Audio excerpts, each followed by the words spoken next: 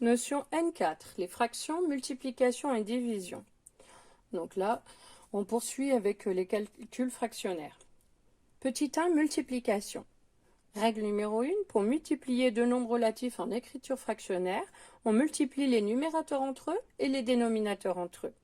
Si A, B et C sont trois nombres tels que B non nul et D non nul, alors quand je dois effectuer le produit de A sur B fois C sur D, la règle c'est que je garde je mets mon trait de fraction. En haut, j'applique la règle, je multiplie les numérateurs entre eux, A fois C, et en bas les dénominateurs entre eux, B fois D. Exemple.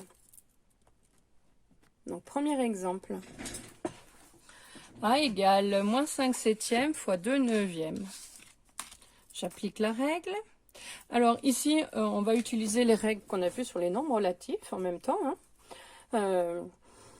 Donc on rappelle que dans un produit, il faut compter le nombre de facteurs qui sont négatifs. Si c'est impair, le produit sera négatif. Et si le nombre de facteurs négatifs est pair, ça sera positif. Donc là, je vois qu'il y a un nombre qui est négatif. Il n'y a qu'un moins. Donc le résultat sera négatif. Donc je peux mettre le moins devant, ou je le garde dans mes calculs. Vous faites comme vous voulez, mais mieux vaut trouver le signe tout de suite. Et j'applique la règle. J'applique le haut et le bas. Donc ça reste négatif. Qu'est-ce qu'il reste à faire ici? Calculer. 5 fois 2, ça fait 10. 7 fois 9, 63. Je pense bien à encadrer à la règle ou entourer mon résultat. Pas que le nombre, il y a bien le A. Le B. Moins 3 huitièmes fois 6 sur moins 5. Donc là, je vois qu'il y a 2 moins dans mon calcul. Donc le résultat sera positif. Donc je prends en compte le signe tout de suite. J'applique la règle. 3 fois 6 sur 8 fois 5. Je calcule. 6 fois 3, ça fait 18. 8 fois 5, ça fait 40. Et là, on se rend compte qu'on peut simplifier. On peut simplifier par 2. Donc, une simplification par 2, je peux la faire directement. Il me reste 9 vingtièmes. Je ne peux pas le simplifier. Donc, le quotient est simplifié au maximum. Je l'entoure ou je l'encadre. Remarque, lorsque cela est possible, on a intérêt à simplifier avant d'effectuer les produits au numérateur et au dénominateur. Donc, c'est ce qui arrive dans les calculs. Donc, il faut vraiment faire attention parce que si on ne le fait pas, vous risquez de faire trop d'étapes. Et d'obtenir des nombres trop grands après pour simplifier. Alors, exemple, C égale 36 sur 25 fois moins 10 sur 42. Donc, je regarde le signe en premier, je vois qu'un moins. Le résultat sera négatif. J'écris mon grand trait de fraction. Donc, la règle... c'est que je multiplie en haut, multiplie en bas. Et donc, au lieu d'effectuer 36 fois 10, bon, qui se fait facilement, mais 25 fois 42, c'est beaucoup plus compliqué, on va décomposer pour pouvoir simplifier au maximum directement. Donc, faites attention aux erreurs d'étourderie. Donc là, il faut regarder les nombres qui sont dans les tables. Donc, parfois, il y a plusieurs décompositions possibles. Donc, regardez bien ceux qui n'ont pas plusieurs décompositions. Donc, par exemple, le 25, c'est 5 fois 5, il n'y en a pas d'autres. 42, c'est 6 fois 7, il n'y en a pas d'autres. Donc, en haut, ça serait bien de faire apparaître donc des 5, des 7, des 6, etc. Donc, dans 36, je vois qu'il y a une table de 6, c'est 6 fois 6. Et dans le 10, il y a un 5, c'est 5 fois 2. Je regarde ce qu'il y a en commun et je barre tous les facteurs en commun. Donc, j'ai un 6. Et j'ai un 5. Il me reste en haut un 6, un 2, un 7, un 5. Je ne peux pas simplifier mieux, donc je n'ai plus qu'à calculer. Donc je n'oublie pas mon moins, je calcule. J'écris mon trait de fraction. Au numérateur, j'ai 6 fois 2, ça fait 12. Au dénominateur, 5 fois 7, 35. C'est simplifié au maximum. J'entoure ou j'encadre à la règle. Je passe au dé. Moins 15 sur 24 fois 16 sur moins 20. Je regarde les signes. J'ai deux facteurs négatifs, donc le résultat sera positif. J'écris mon grand trait de fraction. Donc là aussi, il y a des étapes qui, à force, on pourra les sauter certaines. Donc je multiplie au numérateur, je multiplie au dénominateur et je décompose ici. Donc on fait bien attention. Effectivement, il y a des nombres qui sont dans plusieurs tables. Donc on peut les décomposer de plusieurs manières. Donc on cherche la décomposition la plus efficace, celle qui nous permettra de conclure en une fois ou des fois en deux. Alors 15, c'est 5 fois 3. Alors 16, il y en a plusieurs. C'est dans la table de 4. C'est aussi dans la table de 8. Et je vois qu'il y a aussi la table de 8 en bas. Donc je vais prendre la table de 8. Après, si ça ne fonctionne pas, vous pouvez aussi vous corriger ou faire plus de tapes. Il n'y a aucune importance tant que le résultat à la fin est simplifié au maximum. Alors 24, il a une table de 4, de 8. Il y a aussi la table de 4, hein, mais je vais prendre avec le 8, c'est 8 fois 3. Et 20, il a la table de 5, c'est 5 fois 4. Qu'est-ce qui est en commun? Donc ici, j'ai un 5 et un 8 et un 3. Il me reste 2 quarts. 2 quarts, on sait que c'est la fraction 1 demi. Voilà, là on a simplifié au maximum. Remarque, attention, priorité d'opération. Donc là, jusqu'à présent, on a vu la règle sur le produit. Donc on fait le produit. Qu'est-ce qui se passe quand il y a plusieurs opérations? Eh bien, on rappelle les règles de priorité. Il faut d'abord commencer obligatoirement par les calculs entre parenthèses. Quand on a fait tous les calculs entre parenthèses, on effectue les multiplications et divisions, puis ensuite les additions-soustractions. Donc, premier calcul, j'ai une soustraction et une multiplication. La multiplication est prioritaire. Vous voyez le piège ici, la première opération, les fractions ont le même dénominateur, donc on aura envie de les calculer, mais on ne peut pas parce que c'est le produit prioritaire. Donc, ça veut dire que le 7/12e, je le garde. Le moins, je le garde. Et là, on va essayer de calculer le quotient en essayant de simplifier si on peut au maximum. Donc le 5 se décompose pas. Le 4 se décompose, mais si je regarde bien en bas, j'ai un 12, donc je peux garder le 4. 12, c'est 4 fois 3, et 15, c'est 5 fois 3. Je barre ce qui est en commun, il y a le 5 et le 4. Je regarde ce que j'obtiens. En haut, il me reste rien, donc je rappelle qu'on peut toujours rajouter un fois 1. D'accord? Donc, mettez pas 0. Hein. Il y a des élèves qui voient qu'il n'y a que les 3 fois 3, 9 et qui mettront 9. Mais il faut bien faire attention. Le 9, il est au dénominateur.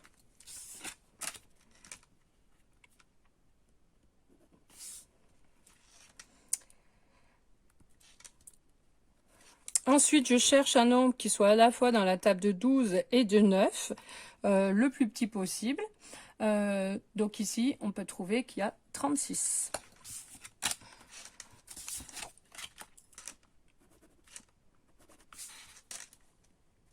Donc, je mets les deux en 36e. De 12 pour la 36, on fait x3. 7 x 3, 21. De 9 pour la 36, on fait x4. 1 x 4, 4. Je calcule, donc je garde le dénominateur commun, 36. Ensuite, je fais 21 moins 4. Donc, on obtient 17. 17 est un nombre premier, donc il se décompose qu'avec lui et 1. Donc, il suffit de vérifier si le dénominateur est un multiple de 17. Ce n'est pas le cas, donc c'est terminé. Deuxième exemple. Donc là, j'ai un moins et un fois, mais j'ai un calcul entre parenthèses qui est prioritaire. Donc, je dois commencer par la soustraction.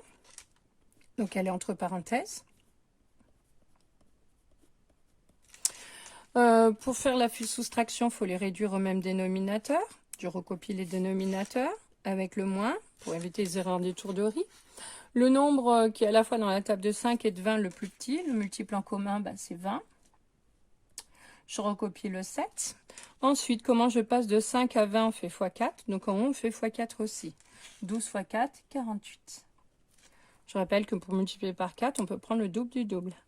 Le double de 12, c'est 24. Double de 24, c'est 48. Maintenant, j'effectue. Je garde le dénominateur commun. Donc là, j'ai plus de parenthèses. Et j'effectue le 48 moins 7. Et on obtient du coup 41. Et ensuite, on peut calculer. Donc, je multiplie en haut, je multiplie en bas et je simplifie si je peux. Donc, là, 41, on verra que c'est un nombre premier. 16, il est dans la table de 4, c'est 4 fois 4. 20, c'est 4 fois 5. Et il me reste un 7 tout seul. Je peux barrer un seul 4. Oh, il me reste 41 fois 4. Donc, 4 fois 1, ça fait 4. 4 fois 4, 16. On prend le double du double. Et 5 fois 7, 35.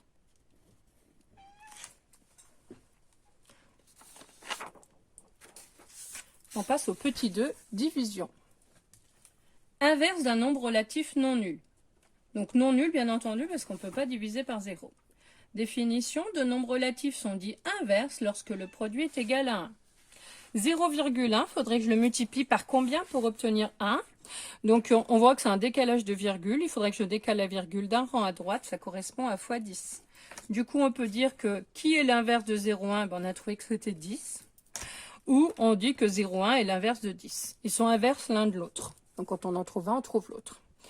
Ensuite, quel nombre multiplié par 4 donne 1? Ben, c'est 1 quart ou 0,25. Donc après vous le voyez comme vous voulez. Je peux le mettre en fraction ou en écriture décimale. Du coup, l'inverse de 4, c'est 1 quart. Et 4, c'est l'inverse de 1 quart. Propriété. Tout nombre relatif non nul x admet un inverse, qu'on note x avec un petit exposant moins 1. Vous voyez, c'est écrit au-dessus de la ligne avec un moins, comme le carré. C'est un exposant. Et cet inverse, il est égal à 1 sur x. C'est pour ça qu'il faut que le nombre soit non nul, puisqu'on ne peut pas diviser par 0. Soit et b, deux nombres relatifs non nuls. Donc là aussi, il faut que les deux soient non nuls. L'inverse de la fraction a sur b, c'est la fraction b sur a.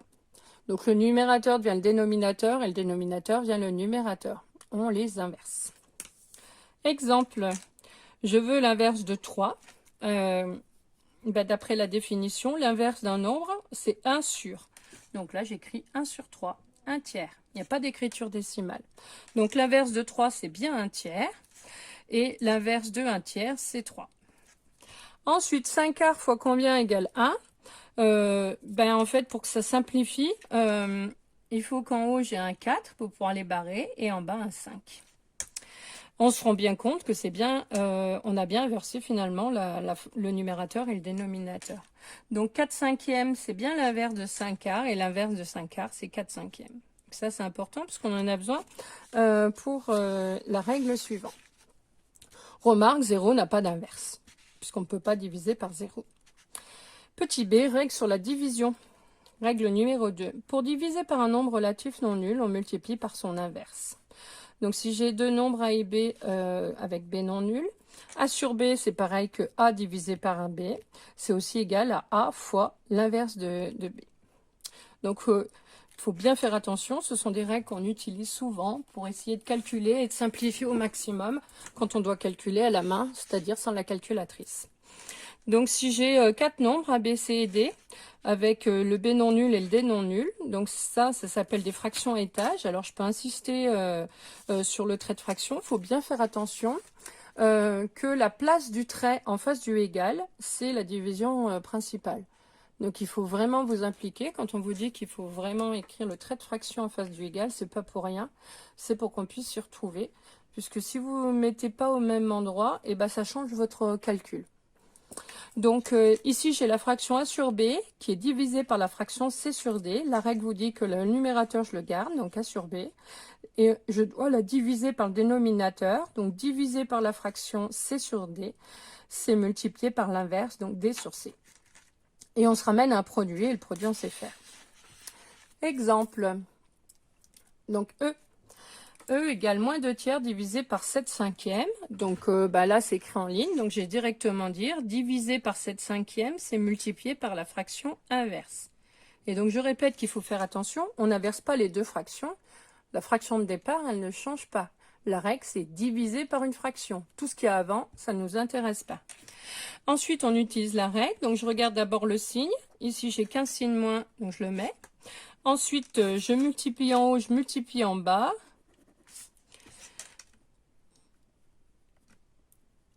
Il n'y a pas de simplification, donc j'aurai une fraction directement irréductible. On obtient 10 sur 21. Et on n'oublie pas le moins de devant. J'entoure ou j'encadre à la règle. Fraction à étage. Donc, j'ai 14 sur 5 divisé par 21 sur 20. Donc, le 14 sur 5, je la garde. Je multiplie par la fraction inverse de 21 sur 20, donc 20 sur 21. Je décompose pour effectuer le produit, pour vérifier s'il y a des décompositions. 14, c'est 7 fois 2. 20, c'est 7 fois 5. 5 fois 5, 4, pardon. Je garde le 5. 21, c'est 7 fois 3. Je barre tout ce qui est en commun. Donc là, j'ai un 7. J'ai un 5. Et je calcule, je regarde ce qui me reste. En haut, il me reste 2 fois 4, ça fait 8. En bas, il me reste 3. Donc, j'obtiens obligatoirement une fraction irréductible. Voilà, la notion est terminée.